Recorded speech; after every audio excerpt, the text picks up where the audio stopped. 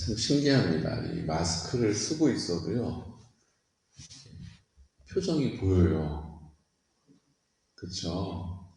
그래서 얼굴을 거의 다 골반 가렸음에도 불구하고 지금 웃고 있는 건가, 지금 기분이 안 좋은 건가, 그게 신기하게 보여요. 사실은 안 보여야 정상이죠. 그렇죠? 그러니까 복면 강도라고 하잖아요. 강도짓 할 때도 이 코를 가리고 눈만 딱 드러내면 누군지 잘 알아볼 수가 없어요. 그래서 복면을 할 때 다 뒤집어 쓸 수가 없으니까 눈만 내놓고 탁 질끈 동여매고 강도짓을 하는 거거든요. 지난번에 다니엘 기도회 때 보니까 거기 카메라로 이렇게 워킹한다고 하죠. 이렇게 쭉 거기 예배드리는 사람들 다 이렇게 찍는데 거기에 이제 하나님 안 믿는 사람, 믿음이 작은 사람들은 믿음으로 은혜보다 뭐가 더 관심이 많아요? 사람한테 관심이 많아요. 그러니까는 마스크를 쓰고 있는데 거기 오륜교회에 나오는 사람들은 다 이쁘다고 그 마스크를 쓰고 있으니까 사람이 다 이뻐 보이는 거예요. 요즘 그렇대요. 그래가지고 마스크를 쓰고 있는 사람 너무 이쁜 줄 알고 갔는데 마스크를 벗으면 놀래가지고 이런다고 우스갯소리들 막 하더라고요. 마스크를 쓰고 있어도 우리 안에 하나님께서 우리와 함께 하시는 기쁨을 뿜어낼 수 있는 은혜가 있으시기를 축복합니다. 그냥 그 사람이 아니라 어디 마트를 가더라도 우리가 뭐 생필품 사려고 가야 되잖아요. 식재료 사야 되고 그러면 그 마스크 사이에서라도 하나님의 기쁨이, 하나님의 은혜가, 하나님의 감사함이 우리를 통해서 잘 드러낼 수 있는 은혜가 있으시기를 축복해요. 이것도 훈련이라는 생각이 들어요. 훈련은 잘할 때까지 하는 것이다. 그렇죠? 처음엔 잘 안 될 수 있어도 마스크에 가려진 하지만 드러난 부분을 통해서라도 내 안에 있는 주님의 기쁨, 내 안에 있는 주님의 은혜, 내가 주님께 드려지는 감사의 고백이 뿜어져 나올 수 있는 은혜가 있으시기를, 그것을 사모하시기를 축복합니다. 이게 그리스도인이에요. 이게 그리스도인. 우리 안에 그런 고민이 좀 있기를 원합니다. 어떻게 나를 통해서 주님이 드러나실까? 말 한마디를 해도 좀 그렇게 이쁘게 배려하면서 부드럽게 온유하게 할 수 있으면 좋겠다. 이런 마음이 우리 안에 있기를 원해요. 근데 이게 내가 연습한다고 훈련한다고 되는 게 아니에요. 그거는 저기 그 스들이 하시는 거예요. 부지런히 고행하고 자기를 갈고 닦아가지고.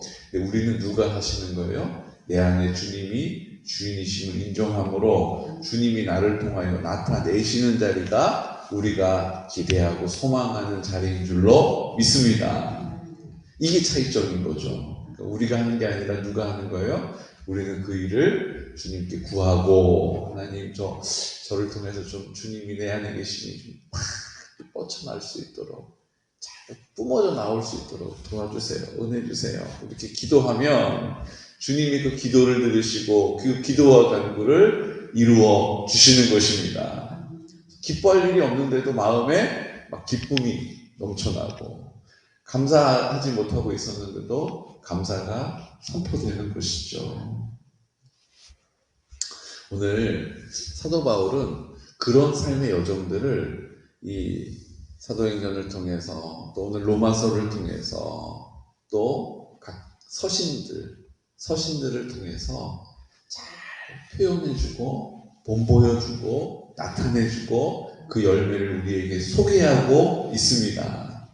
오늘 이 말씀은 로마 교회에 편지를 쓴 거잖아요. 로마서가. 근데 이 로마서가 그 당시에 로마 교회 성도들을 만나본 적이 없다는 거예요. 그렇죠? 그러니까 사도 바울 생각에 로마에 있는 사람들은 그리스 철학을 공부한 사람들이죠. 그러니까 일반 유대인들과 다른 생각을 하고 있다는 것을 알고도 있었고, 또 그것에 맞추어서 배려하는 마음으로 이 로마서를 쓰게 됩니다. 그러니까 한 번도 안 가봤기 때문에 어떤 분위기인지도 알 수가 없고, 왜냐면 바울이 개척한 교회는 그 지역이 이렇고 문화가 이렇고 이런 분위기지, 이런 정서가 있지, 이 알잖아요. 근데 로마 교회는 가본 적이 없으니까, 그 로마도 가본 적이 없으니까 분위기를 파악을 하기가 어려워요. 그러니까 이제 미루어서 주여 그러면서 이제 성령의 인도함을 받고 어떻게 했습니까? 그들의 사고방식, 그리스 철학을 하는 좀 철학적인 사고를 하고 있는, 또 로마가 법으로 또 유명한 나라 아닙니까? 법률. 그래서 로마서는 법조문에 들어가는 법률적인 용어가 많이 쓰여졌고 논리적으로 탄탄합니다. 이유가 뭐예요? 그런 생각을 하는 사고방식에 맞추어서 편지를 쓴 거예요. 우리도 우리의 삶에 있어서 하나님이 주시는 지혜가 왜 필요합니까? 성령이 우리를 왜 지혜롭게 해야 합니까? 다 사람에 맞는 대로 해야 될 말이 있고 해야 될 표현이 있다는 거예요. 다 천편일률적이지가 않다는 거예요. 그래서 자녀를 넷을 키워보니까 그냥 난 이런 식으로 키워 그러고 키우니까 잘 안 되더라고요. 지금도 잘 안 돼요. 이게 아이마다 복음이 들어가는 그릇이 달라요. 그러니까 얘는 동그랗게 해가지고 넣으면 다 잘 들어가더라고. 그리고 막 집어 넣으려고 그러면 여기 끼고 저기 부딪혀가지고 안 들어가는 거죠. 그러니까 거기에 맞는 대로 성령님이 가르쳐 주시는 대로 복음도 넣고 사랑도 흘려보내고 입을 열어 말하는 것도 필요한 것입니다. 근데 이제 제가 나이를 조금 많이는 아니지만 부끄럽지만 송구하지만 이렇게 먹어가니까 그것도 잘 젊었을 때처럼 빨리빨리 안 되는 것 같아요. 그래서 지금 시행착오를 좀 겪고 있어요. 이해가 되시죠? 그러니까는 성령님이 내 안에서 우리를 모든 것 하나부터 열까지 범사를 인도해 주시지 않으면 우리가 그 일들을 잘 해낼 수가 없습니다. 우리의 앞으로의 삶은 다 처음 경험해 보는 것들이에요. 80을 먹어도 우리 조정옥 권사님 이제 90을 향해 가시는데 참 감사해요. 지켜주셔서 이렇게 새벽을 깨워서 기도하고 계신 거 너무 감사하고, 또 우리 교회 성도들이 본이 되어 주셔서 감사한데, 근데 이렇게 오래 사셨어도 경험치가 90년이 쌓여 있어도 앞으로 맞이할 날들은 다 초보라는 거예요. 초보라는 거예요. 주님이 그때그때 우리를 인도해 주시지 않으면 우리는 다 서툴고 낯선 삶을 사는 것입니다.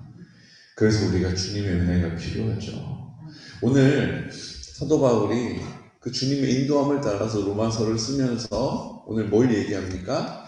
유대인들, 헬라인들 떨어져 있었다가 다시 돌아와서 만났으나 좀 불편한 감정이 있는, 온전히 하나 되지 못하고 있는 그 긴장 가운데 있는 그들에게 뭘 얘기해요? 너희들 서로 판단하고 있지. 그 얘기하고 있는 거예요. 아마 이 2장 읽으면서 로마 교회 성도들이 깜짝 찔렸을 거예요. 어떻게 알고 있었지? 겉으로는 같이 예배 드리는 것처럼 보이고, 겉으로는 같이 찬양 부르고 있고, 겉으로는 같이 모이고 있지만 마음으로는 물과 기름과 같이 판단하는 마음이 있는 거예요. 저것들은 내가 교회를 지키느라고 여기서 얼마나 죽는 놈 사는 놈 고생했는데, 또 한쪽에서는 우리가 떠나갔다가 이제 와보니까 아주 그냥 개판이 됐네. 개판이 됐어. 이게 뭐야? 믿음도 아니고 제대로 지키는 것도 아니고 신앙도 아니고 막 판단하는 마음이 있는 거예요. 서로에게. 그러니까 뭐라고 얘기하십니까? 누구를 막론하고 내가 핑계하지 못할 것은 남을 판단하는 것으로 내가 너를 정죄함이니. 네가 판단하느냐? 네가 그를 판단하고 있다면 곧 네 스스로를 판단하고 있는 것이다. 네가 그를 판단하는 만큼 너는 너 스스로를 정죄하고 있는 것이다. 내가 같은 일을 행함이기 때문이다. 그러니까 판단하는 것은 그가 잘못됐다고 내가 판단하는 순간 하나님께서는 그것을 나에게 물으신다는 거예요. 네가 기도 안 해줘서 그런 거잖아. 네가 기도 안 해줘서 그런 거라니까 라고 그 책임을 같이 묻고 계시다는 거예요. 나는 의롭고 저 사람은 그릇됐다라고 우리가 판단하지만 하나님이 보시기에는 그 사람이나 나나 별반 다를 것이 없다라고 보신다는 거예요. 왜요? 이미 내가 판단하는 순간 그 사람의 그릇됨이 나의 그릇됨과 같기 때문이라는 거죠. 이런 일을 행하는 자에게 하나님의 심판이 진리대로 되는 줄 우리가 아노라. 또 그러다가 네가 잘못했다고 하는 그 사람 받는 심판 너도 받게 된다. 그 얘기 해주는 거예요. 이런 일을 행하는 자를 판단하고도 같은 일을 행하는 사람아, 내가 하나님의 심판을 피할 줄로 생각하느냐. 나는 옳은 거, 나는 의로운 것처럼 보여서 그를 판단하고 야 봤지? 너 들었니? 너도 들었니? 이러면서 막 뒤에서 뒷담화를 하잖아요. 근데 사람들이 보지 않는 곳에서는 나도 그 말을 하고 있는 네 형편을 보니까 보이지 않는 곳에서는 너도 그 사람 하고 있는 거 너도 하더라. 그 얘기를 주님이 하시는 거예요. 그러면서 뭐라고 얘기하십니까? 혹 내가 하나님의 인자하심이 너를 인도하여 회개하게 하심을 알지 못하여 그의 인자하심과 용납하심과 길이 참으심이 풍성함을 멸시하느냐. 너는 용서를 받았다고 그래가지고 너는 용서를 받은 사람처럼 살면서 다른 사람은 네가 용서하지 않는구나. 그러면 너를 용서한 그 용서하신 분이 그 이름이 부끄럽게 되는 것이지. 그 얘기하는 거예요. 너는 용서받은 것을 믿느냐? 그러면 그도 용서받았다는 것을 믿어야 하는 것이다. 근데 우리는 나는 용서받고 나는 염치 없지만 용서받은 것 감사하는데 그 사람은 용서받지 못한 사람이다라고 여전히 판단하고 있다는 거예요.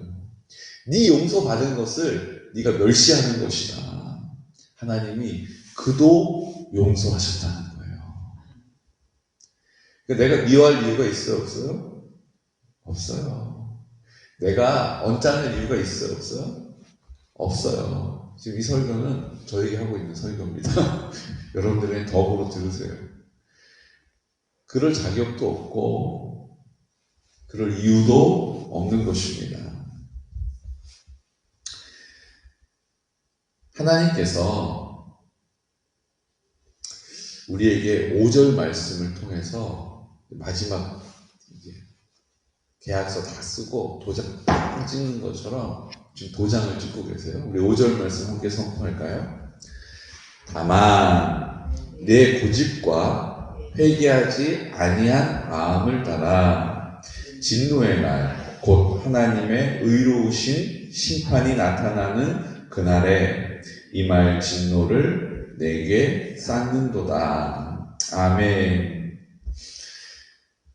고집스러운 마음과 회개하지 않는 마음을 가진 사람은 그날 진노하심이 임하게 될 것이다. 어떤 사람에게 진노가 임한다고요? 고집하는 마음과 회개하지 않는 마음을 그냥 붙잡고 있는 사람에게 그날이 반드시 임하게 되고 뭐가 임하게 된다고요? 진노가 임하게 된다는 거예요. 여러분 이게 정말 사실이라면 우리가 고집하는 마음과 회개하지 않는 마음을 거절하시고 떨쳐버리시기를 축복합니다. 고집하는 마음이 있다는 거예요. 회개하지 않는 마음이 있다는 것입니다. 반드시 그날이 오게 될 것이고 그때에 진노가 임하게 될 것이다라고 우리에게 강력하게 뭐하고 계세요? 경고하고 계신 거예요. 내가 지금 고집하는 마음이 있나? 내가 회개하지 않는 마음이 있나? 어떤 것을 우리가 고집하며 사나요? 어떤 것을 회개하는데 인색한가요? 내가 내 삶의 주인으로 사는 것에 있어서 그래요. 여러분 어떠세요? 정말로 내 삶의 주님이 주인이십니까? 주인이십니까? 다 아멘이실 거예요. 그런데 어제 24시간 잠자는 시간 빼고 한번 돌아보시겠어요? 정말로 내가 그 하나님을 주인으로 인정하면서 살았나? 내 시간을 어떻게 사용했나? 이거 내 시간이 아니지. 하나님의 시간이지. 그러면 그 주인이 계획한 대로, 주인이 원하는 대로 사용했나? 내 건강, 생명, 하나님이 나한테 거저 주신 것인데, 이 건강을, 생명을 하나님을 위해서 살았나? 아니면 나를 위해서 살았나? 돈, 내가 아둥바둥 힘들게 땀 흘려서 벌었지만 이게 하나님이 나한테 주신 것인데 내가 이걸 하나님을 위해서 썼나? 아니면 부돈이 나를 위해서 썼나?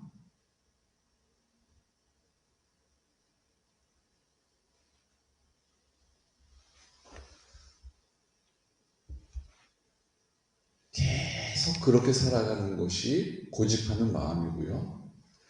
그 자리에서 돌이키지 않는 것, 회개하지 않는 마음인 것이죠. 그날에 반드시 진노가 임하게 된다라고 경고해 주고 계시는 거예요. 우리는요, 나뿐만 아니라 우리의 모든 삶은요, 소유에 있어요, 소유. 어떻게 해서든지 그 사람이 뭘 가졌나 궁금해요. 그 사람이 무슨 차 탄대? 그 사람 어떤 집에서 산대? 그 사람 어디 학교 나왔대? 내 스스로에게는요, 내가 뭘 좀 갖고 싶나? 뭘 좀 먹을까? 이거 좀 있으면 좋겠다. 왜 난 이게 없을까? 어디 좀 가보고 싶다. 소유 있잖아요. 나도 거기 가본 사람이 되고 싶은 거예요. 소유예요, 그것도. 나도 그거 한번 먹어보고 싶은데 그것도 소유하는 거예요. 경험을 소유하는 거잖아요. 그러니까 우리는 부단히 소유에 관심이 있어요. 근데 문제는 어디 있어요? 그 모든 소유는 누구의 것이에요? 하나님의 것이에요. 근데 우리는 자꾸 그 하나님의 자리에 올라서 내가 주인 되어 살아가기 때문에 소유에 관심이 있는 거예요. 그 사람은 뭘 갖고 있나? 나도 이거 갖고 싶다. 늘 그래요, 늘 그래요. 왜 난 없을까? 늘 그걸 고민해요. 왜 난 건강하지 않지? 늘 그게 날 힘들게 해요. 소유에 있는 것이 아니라 하나님이 그 모든 것의 소유권자가 되십니다. 나는 뭐예요, 그러면? 나는 사용권을 받은 거예요. 나는 그것을 사용하는 청지기로 부름받은 것입니다. 주인이 나를 그것을 사용할 수 있는 권리를 주셨어요. 나는 그것을 주인께 감사하면서 주인의 뜻을 물으면서 이렇게 하면 될까요? 그거 참 좋다. 그러면 그거대로 열심히 하면 되는 거예요. 주인이 그만하라 그러면 그만하면 되는 거예요. 제가 자주 말씀드리잖아요. 옛날 마당새가 날씨 이렇게 추운데 주인이 마당새야 예이 눈이 온다 마당 좀 쓸어라. 그러면 어떻게 해야 돼요? 귀찮고 좀 쑤시고 이렇게 한데도 마당을 싹싹싹 쓸어야 되는 거예요.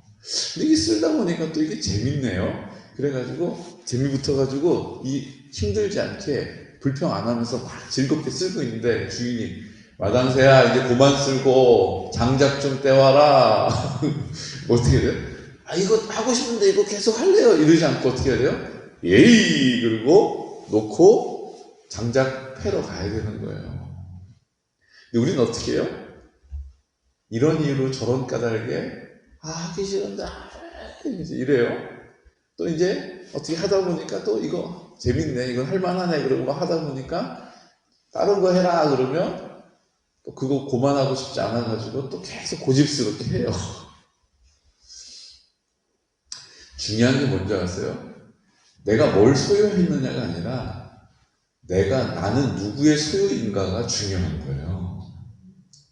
사랑하는 성도 여러분, 내가 뭘 소유할까 고민하는 그 순간 늘 자동적으로 자판기에 동전 넣으면 딸깍 하고 나오는 것처럼 버튼 누르면 내가 원하는 게 딸깍 나오는 것처럼 우리가 그런 인생을 살라고 하나님이 우리를 부르신 게 아닙니다. 하나님이 우리의 소유주가 되시죠. 나는 청지기로 그것을 사용할 권한을 받은 것입니다. 그리고 나서 하나님께서는 우리에게 뭘 얘기하시냐면요. 나는 누구의 소유가 되었느냐를 기억하는 거예요. 아, 나는 하나님의 소유가 됐지. 그러니까 하나님이 나를 책임져 주신다. 나는 이제 하나님의 소유가 됐기 때문에 우리가 주머니에 있던 동전 하나도 이거 어디 갔지? 찾잖아요. 보잘것없는 거 하나도 우리가 관심을 갖잖아요. 그것을 내 것이라고 내가 아껴주잖아요. 내가 하나님의 소유가 됐다는 것은 그런 의미가 되는 것입니다. 주님이 보잘것없는 나를 아껴주세요. 주님이 나를 챙겨주세요. 주님이 나에게 늘 관심을 향해 있으세요. 그러니까 우리가 이 땅을 사는 것입니다. 그렇게 주님의 주인 되심을 이 땅 가운데 소유된 나로서 주님이 반드시 챙기신다. 주님이 반드시 관심하신다. 주님이 반드시 버리지 않는다라는 것을 믿는 믿음으로 사는 것입니다. 오늘 그 사실을 우리에게 이렇게 표현해 주세요. 하나님께서 각 사람에게 그 행한 대로 보응하시되 참고 선을 행하여 영광과 존귀와 썩지 아니함을 구하는 자에게는 영생으로 하시고, 하나님의 영광, 그게 뭐예요? 하나님의 나라가 임하는 것입니다. 존귀가 뭡니까? 그 하나님의 나라에 사는 사람이 이름이 높아지는 것이죠. 그 다음은 뭡니까? 썩어지지 아니할 것. 이게 부활을 얘기하는 거예요. 주님이 내 마음 가운데 부활하셔서 이제 내 마음 가운데 생명의 근원이 되심을 구하는 자에게는 뭘 주신다고요? 영생으로 하신다는 거예요. 영생을 선물로 받게 된다는 것입니다. 내가 살지 않고 이제 주인의 뜻을 위하여 살면 주인의 기뻐하시는 일을 위하여서 그 영광을 구하면서 주님이 우리를 존귀하게 여겨주시는 것을 사모하면서 그 부활, 예수님이 내 마음 가운데 생명의 근원이 되심으로 부활하셨다는 것을, 그래서 나도 부활의 감격으로 살아가게 된다는 것을 선포하는 자에게는 영생의 선물을 주시는 것입니다. 그러니까 너희가 자꾸 판단하고 못마땅해 하지 말고 주님이 주시는 그 영생의 기쁨을 누리며 살라라고 사도 바울이 로마 교회 성도들 분쟁하며 마음에 불편함이 있고 서로 어색하고 이런 문제들을 앞에 두고 선포해 주는 것이에요. 그게 문제가 아니야. 네가 너는 옳다라고 너의 의로움을 나타내지만 하나님이 모든 것의 주인이 되시니 염려 없어. 너는 하나님의 소유가 됐기 때문에 그분이 너를 책임져 주시기 때문이야. 그런데 네가 못마땅하게 생각하는 그도 하나님이 주인이 되셨어. 그러니까 그도 하나님이 책임져 주실 거야.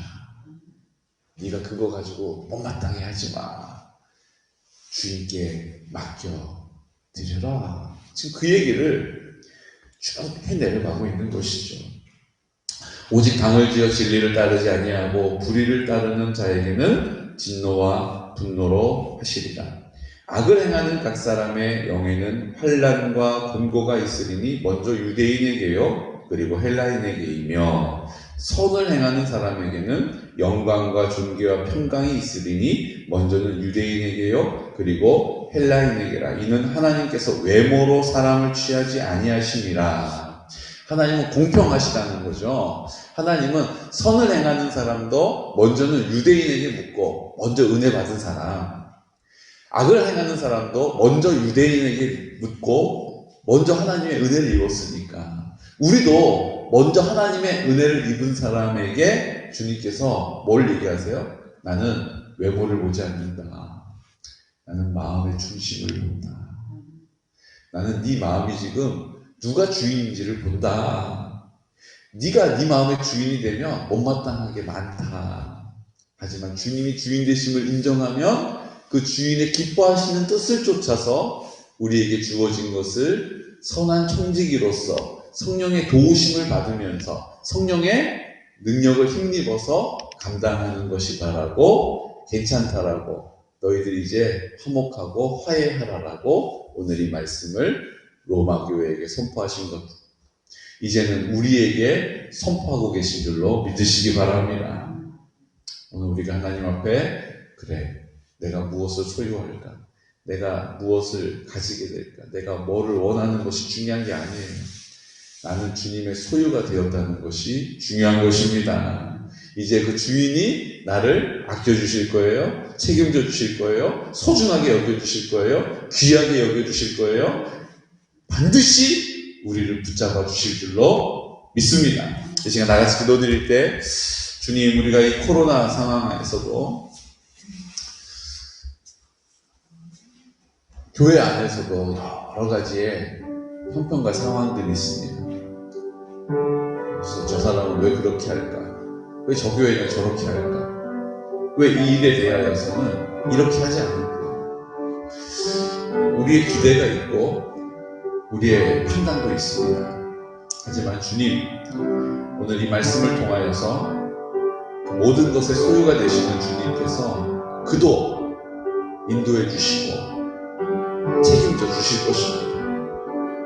내가 판단하거나 동요하지 않고 주님을 신뢰하는 믿음을 가지고 우리의 믿음의 자리에서 주님, 나의 소유가 되시는 주님, 나를 선한 청지기로 부르셔서 우리에게 맡겨주신 이 귀한 것들 주님의 마음으로 잘 감당하게 하여 주시옵시고, 주님은 외모를 보지 않으시고 그 마음을 보신다, 중심을 보신다라고 하셨사오니 우리의 마음을 고집하는 마음, 회개하지 않는 마음에서 돌이키게 하여 주시고, 입술을 열어서 하나님, 내 마음을 주장하지 않는 순종의 태도를 가지고 감사의 고백을 통하여 회개함으로 하나님의 나라를 이루게 하여 주시옵소서. 우리 성결한 다음 세대를 세워주시고, 우리에게 맡겨주신 이 지역에 특별히 우리 어르신들이 많이 계십니다.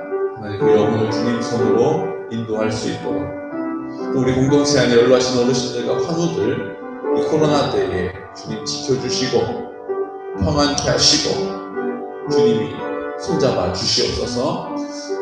특별히 어제 기도 요청에 오셨는데 정상완 수집사님 이제 대상포진으로 진단받으시고 기도하고 있습니다. 주님, 하나님께서 허락하여 주신 것을 믿고 집사님의 건강의 주인 되시는 주님께서 주인 되신 선하심을 나타내 주시옵소서. 주의 뜻 이루어 주시옵소서라고 이 시간 나사렛 예수 그리스도 이름으로 선포하면서 기도드리겠습니다. 주여, 주여, 주여. 걸어가신 아버지 하나님, 은혜와 사랑에 감사합니다. 오늘 하나님